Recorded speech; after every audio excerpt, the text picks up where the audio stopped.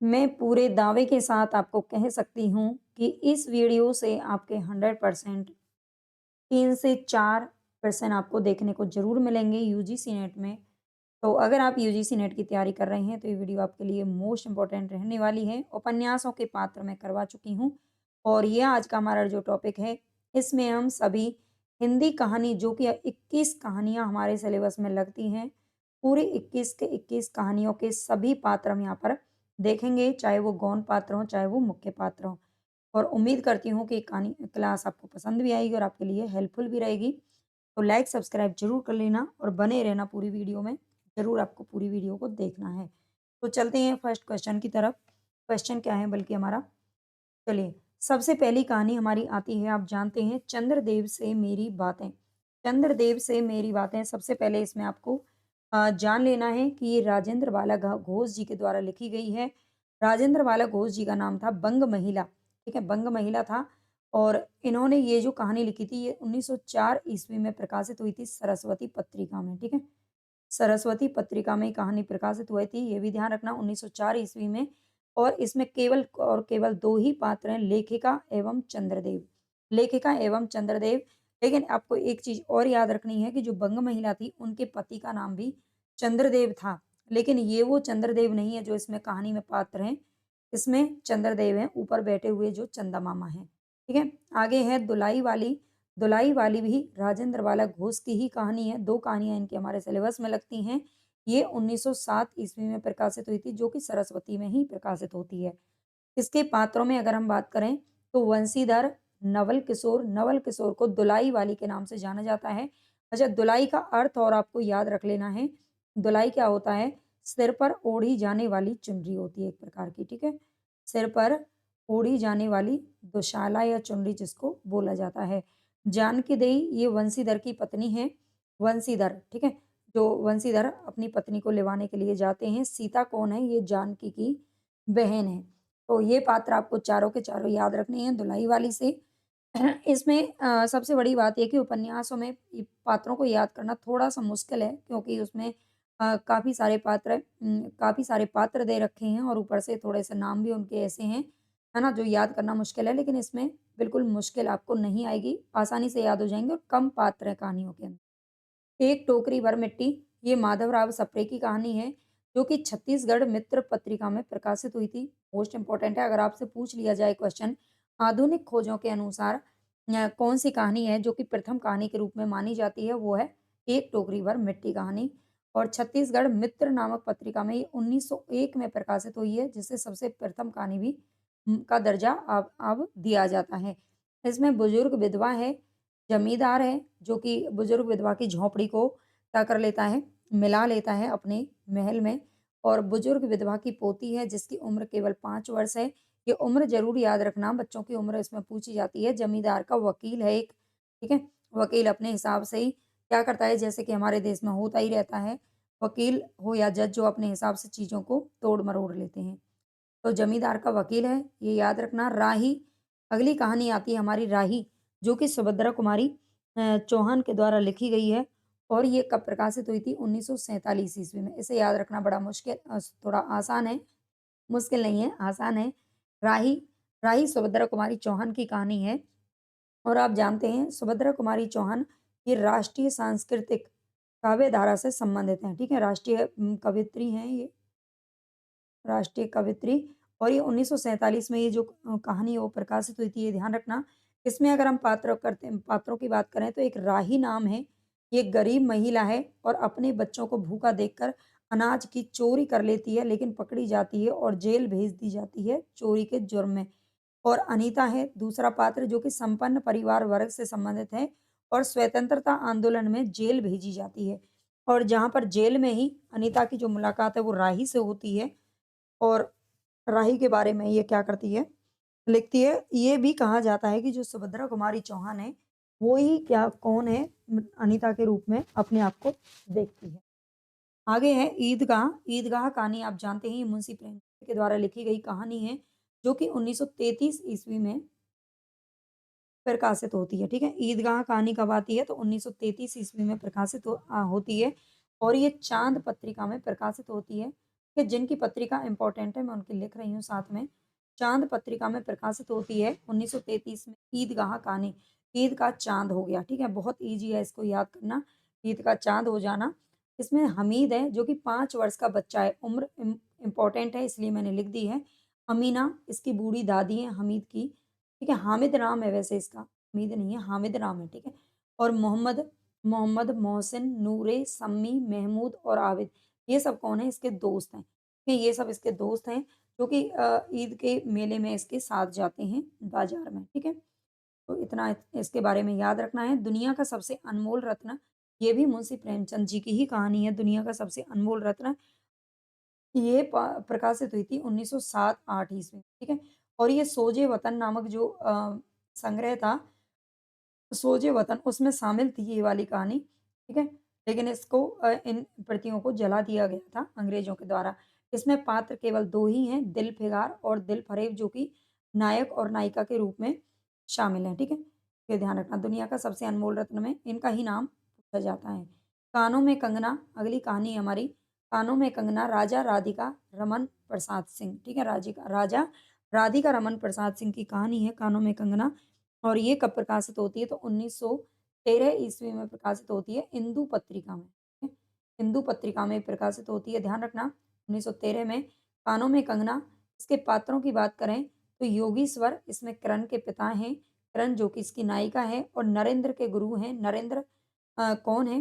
तो नरेंद्र योगेश्वर का शिष्य है, लेकिन करण का पिता जो है पति बाद में बन जाता है, इससे शादी इसकी होती है। किरण कौन है? नरेंद्र की पत्नी है क्योंकि दोनों की शादी हो जाती है, दोनों का प्रेम विवाह होता है। नरेंद्र कथावाचक है, मोहन नरेंद्र का मित्र है। मोहन किन्नरी नाचने वाली है और जूही, जूही भी इसमें कौन है? एक पात्र है, इनका नाम आपको याद रखना है। आगे है उसने कहा था, ये चंद्रधर शर्मा गुलेरी जी की कहानी है। चंद्रधर शर्मा गुलेरी जी की ये कहानी 1915 ईस्वी में सरस्वती में प्रकाशित होती है। अगर आपको ये क्लास अच्छी लग रही है तो प्लीज़ लाइक सब्सक्राइब सारे बच्चों को करना है। ऐसा नहीं है कि 200-400 बच्चे देखते हैं और लाइक सिर्फ 10-5 बच्चे ही करते हैं। ऐसा जुर्म मत किया करो भैया, है ना? तो उसने कहा था ये कहानी चंद्रधर शर्मा गुलेरी जी की है। इसमें पात्रों की अगर हम बात करें तो इसमें लहना सिंह सबसे इम्पोर्टेंट पात्र इसका लहना सिंह है, ठीक है? और जो कि क्या है 77 नंबर इसका राइफ़ल्स में पूछा जाता है कि किसमें था? 77 नंबर की जो राइफ़ल्स में ये क्या था? जमादार था, ठीक है? जमादार की नौकरी पर था, ये ध्यान रखना। और बोधा सिंह है इसमें, बोधा सिंह कौन है? ये सूबेदार हजारा सिंह का बेटा है, ठीक है? सूबेदार हजारा सिंह का बेटा है बोधा सिंह। वजीरा सिंह, कीरत सिंह, सूबेदारनी होरा, ये वही लड़की है जिसकी उम्र केवल 8 वर्ष की होती है, इसकी उम्र पूछी जाती है। और लैना सिंह की भी उम्र पूछी जाती है। जब ये दोनों आपस में मिले थे बचपन में, एक बार इनकी मुलाकात हुई थी, अपने मामा के यहाँ गया था लैना सिंह उस समय और ये लड़की केवल और केवल 8 वर्ष की थी। लेफ्टन साहब, अतर सिंह, डाक बाबू, ये पोलू राम, ठीक है? अगर आपने कहानी पढ़ रखी है तो ये सब छोटी-मोटी चीज़ें आप जानते होंगे। उम्र मैं इसलिए बता रही हूँ क्योंकि उम्र से क्वेश्चन पूछा ही जाता है। आगे है आकाशदीप जयशंकर प्रसाद। आकाशदीप जयशंकर प्रसाद की कहानी है जो कि 1929 ईस्वी में प्रकाशित होती है। इसमें बुद्धगुप्त ताम्रलिप्ति का एक क्षत्रिय है। चंपा, चंपा नगरी की क्षत्रिय बालिका है। अ, जया कौन है? ये जंगली श्यामा युवती है और वनिक मणिभद्र इसके अंदर शामिल है। इनका याद रखना ये दोनों नायक-नायिका हैं बुद्धगुप्त और चंपा। आगे आता है अपना अपना भाग्य जो कि जैनेंद्र कुमार जी की कहानी है, ठीक है? अपना अपना भाग्य जैनेंद्र कुमार की कहानी है। इसके पात्रों की बात करें तो इसमें एक पहाड़ी लड़का है जिसकी उम्र भी पूछी जाती है, 10 वर्ष इसकी उम्र है, ठीक है? 10 वर्ष का एक लड़का है, छोटा लड़का, पहाड़ी लड़का है। लेखक, कथावाचक और लेखक का मित्र, 2 वकील मित्र भी हैं, ये ध्यान रखना। आगे है तीसरी कसम उर्फ मारे गए गुलफाम। तीसरी कसम उर्फ मारे गए गुलफाम, ये फणीश्वर नाथ रेणु जी की कहानी है। ठीक है? ये किसकी है? फणीश्वर नाथ रेणु जी की कहानी है तीसरी कसम और इसकी अगर हम बात करें तो ये 1959 ईस्वी में प्रकाशित हुई थी। इसमें कौन है? हीरामन जो कि गाड़ी चलाता है, ठीक है? गाड़ी चलाने का काम करता है, बैलगाड़ी वगैरह उस समय पर जो चलती थी तांगा गाड़ी, ठीक है? बैलगाड़ी चलाता है। हीराबाई ये नौटंकी कंपनी में काम करने वाली है। अच्छा एक क्वेश्चन इससे पूछा जाता है, ये किस नौटंकी कंपनी में काम करती थी? तो इस कंपनी का नाम था मथुरा मोहन। ठीक है? ये इसकी कंपनी का नाम है इसलिए लिख दिया यहाँ पर। इसके अलावा धुन्नीराम, लाल मोहर, पलटदास, लसनवा और महुआ घटवारिन, ठीक है? महुआ घटवारिन इसमें कौन है? पात्र हैं, इनका नाम आपको याद रखना है। आगे है लाल पान की बेगम, ये भी फणीश्वर नाथ रेणु जी की कहानी है लाल पान की बेगम। और इसकी बात करें तो ये कब प्रकाशित हुई थी? ये भी 1959 ईस्वी में ही प्रकाशित हुई थी, दोनों रेणु जी की कहानी है। इसमें पात्रों की बात करें तो बिरजू की माँ, लाल पान की बेगम इन्हीं का नाम है, ठीक है? बिरजू की माँ, बिरजू के बप्पा और बिरजू ब्रजमोहन इसका नाम है, 7 वर्ष इसकी उम्र है। उम्र तो इम्पोर्टेंट है लेकिन मैं नाम को दोबारा इसलिए लिख रही हूँ क्योंकि इससे एक बार क्वेश्चन पूछा गया था। जो बिरजू लाल पान की बेगम है, जो बिरजू है उसका असली नाम क्या था? तो ब्रजमोहन इसी तरह आपको लिखना है, ठीक है? ब्रज आप जानते हैं ब्रज, इस तरह भी ब्रज लिखा जाता है, इस तरह भी ब्रज लिखा जाता है, ठीक है? लेकिन ये दोनों ही गलत हो जाएँगे, ये आपको सही करना है। चारों जब ऑप्शन देंगे ना तो इस तरीके से देंगे, ठीक? चंपिया, चंपिया कौन है? बिरजू की बहन है। जंगी की पतोहू, मखनी फुआ तम्बाकू की शौकीन है और बाबू साहब इसमें जमींदार है। आगे है गैंग्रीन कहानी, गैंग्रीन जिसका नाम रोज भी है और सच्चिदानंद हीरानंद वात्स्यायन अज्ञे की ये कहानी है गैंग्रीन। इसमें पात्र कौन है? मालती है, मुख्य पात्र है इसका मालती। महेश्वर मालती के डॉक्टर पति हैं। टीटी मालती का बेटा है टीटी। और मैं कौन है? कहानीकार है। यानी कि जो कहानीकार है अज्ञे जी इस कहानी को लिखते हैं, वो बताते हैं कि शादी के 1-2 साल पहले वो उससे मिला था और शादी के जब 2-3 साल बाद मिलता है, उसका एक बेटा भी होता है। ठीक है, 3-4 साल बाद मिलता है, कितने साल बाद मिलता है, ये क्वेश्चन भी पूछा जाता है, तो इसको आप कहानी में से पढ़ लेना, ठीक है? और वो जब उसके घर पे जाता है, तो उसे वहाँ पर क सारी चीज़ें क्या लगती हैं, भले इसमें बताया गया है कि शादी होने के बाद में वैवाहिक जीवन अ, अगर उसमें किस तरह से नीरसता आ जाती है, ठीक है? कुछ सालों के बाद किस तरह से नीरसता आ जाती है, बिल्कुल नहीं आती अगर लोगों में समझदारी हो तो। आगे है कोसी का घटवार, ये शेखर जोशी की कहानी है कोसी का घटवार। और अगर हम इसकी बात करें तो ये कब प्रकाशित हुई थी? ये 1958 ईस्वी में प्रकाशित हुई थी। इनका सबका प्रकाशन वर्ष मैं आपको साथ में बता रही हूँ। एक वीडियो मैं अलग से ऐसी भी बना दूँगी, आप मुझे कमेंट करके बताना, उसमें जिसमें सभी गद्य विधाओं के प्रकाशन वर्ष आपको एक जगह देखने को मिल जाएँगे। मुख्य पात्रों की बात करें तो इसमें लक्ष्मण है, गोसाई है, ठीक है? गोसाई चक्की चलाने का काम करता है, लक्ष्मण से वो पहले प्रेम करता था, लेकिन लक्ष्मण की शादी कहीं और हो जाती है क्योंकि गोसाई के माँ-बाप नहीं हैं और लक्ष्मण के जो पिता हैं वो मना कर देते हैं कि हम इस तरह से अनाथ बच्चे के हाथ में तुम्हारा हाथ नहीं दे सकते, ठीक है? अन्य पात्र हैं इसमें बुड्ढे नरसिंह ये प्रधान है, किशन सिंह और राम सिंह। नेक्स्ट है अमृतसर आ गया है, भीष्म साहनी जी की कहानी है, अमृतसर आ गया है। और इसकी अगर हम बात करें तो ये कब प्रकाशित हुई थी? सबसे लास्ट में यही प्रकाशित हुई थी। अगर क्रम आपसे पूछ लिया जाए, तो कहानियों में ये सबसे लास्ट में आती है 1973 में। पात्रों की बात करें तो इसमें बाबू है, जो कि हिंदू है, 3 पठान हैं, जो कि मुसलमान हैं, दुबले बाबू हैं और कौन है? बुढ़िया है एक। अमृतसर आ गया है, पूरी ट्रेन में ही पूरी कहानी लिखी गई है, ट्रेन के ऊपर, ट्रेन में ही है सारी कहानी की जो स्क्रिप्ट है, ठीक है? जीप की दावत ये भीष्म साहनी जी की कहानी है, जीप की दावत। और इसकी हम बात करें तो ये भी 1957 ईस्वी में प्रकाशित होती है। और इसके पात्र हैं मिस्टर सामनाथ, सामनाथ की पत्नी है और माँ है, ठीक है? सामनाथ की पत्नी और माँ हैं दोनों। चीप है जो कि सामनाथ के बॉस हैं। चीप जहाँ पर जो भीष्म साहनी यानी कि जो इसका नायक है सामनाथ जहाँ पर नौकरी करता है, सामनाथ के बॉस को क्या करता है अपने घर पर दावत देता है ताकि उसका प्रमोशन हो जाए, ठीक है? और क्या करता है सारी चीज़ों को अच्छे से दिखाने की प्रेज़ेंट करने की क्या कोशिश करता है और उसी में उसके माँ का जो है दिखाया गया है कि माँ को किस तरह से वो टॉर्चर करते हैं और किस तरह से उसे छुपाने की कोशिश करते हैं। सिक्का बदल गया ये कहानी कृष्णा सोबती जी की है। सिक्का बदल गया कहानी की अगर हम बात करें, तो ये प्रकाशित होती है सिक्का बदल गया 1948 ईस्वी में। 1948 ईस्वी में प्रकाशित होती है, शादी के आज़ादी के 1 साल बाद। ठीक है? इसमें पात्र कौन है? साहनी है, शाहजी, थानेदार दाऊद खान, पटवारी बेगू, जेलदार मसीद, इस्माइल, शेरा, जैनी जो कि शेरा की माँ है, हसैना, जिगरा, फ़िरोज़ और रसूली। ठीक है? फ़िरोज़ और रसूली इनको एक बार और आप अच्छे से देख लेना। कॉपी पेन लेके इनको नोट कर लीजिए, है ना? ये अलग से मेहनत आपको नहीं करनी पड़ेगी और आपने नोट बना रखे हैं तो बहुत अच्छी बात। इंस्पेक्टर मातादीन चाँद पर ये हरिशंकर परसाई जी की कहानी है।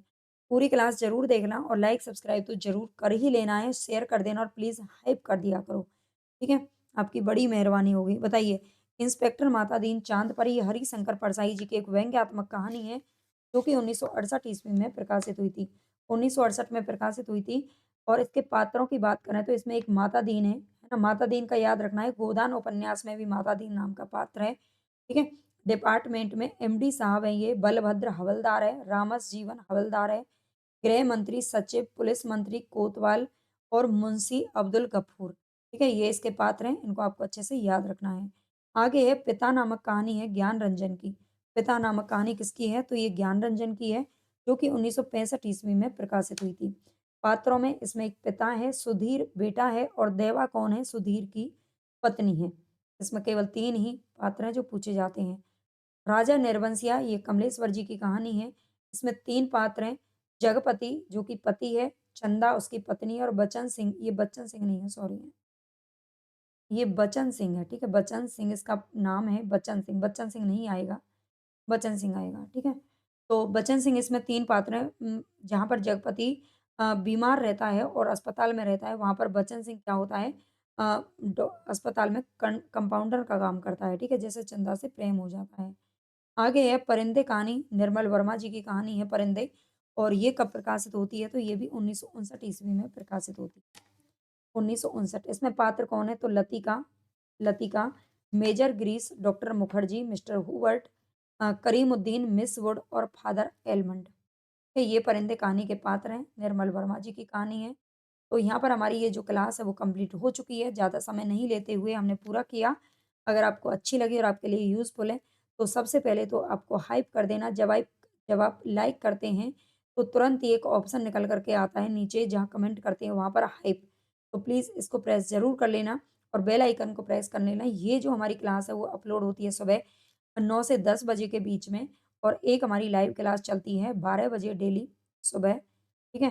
तो उससे भी आप ज़रूर जुड़ें। हम सारी यूनिट वाइज़ मैंने प्लेलिस्ट बना रखी है, उसमें आप यूनिट वाइज़ जो एमसीक्यू या फिर वन लाइनर या फिर इस तरह से जो इम्पोर्टेंट चीज़ें हैं वो करवा रही हूँ, ठीक है? उस प्लेलिस्ट में जाकर के आप चेक कर सकते हैं। टेलीग्राम चैनल जॉइन कर लेना ताकि आपको पीडीएफ वगैरह वहाँ पर मिल जाए। धन्यवाद।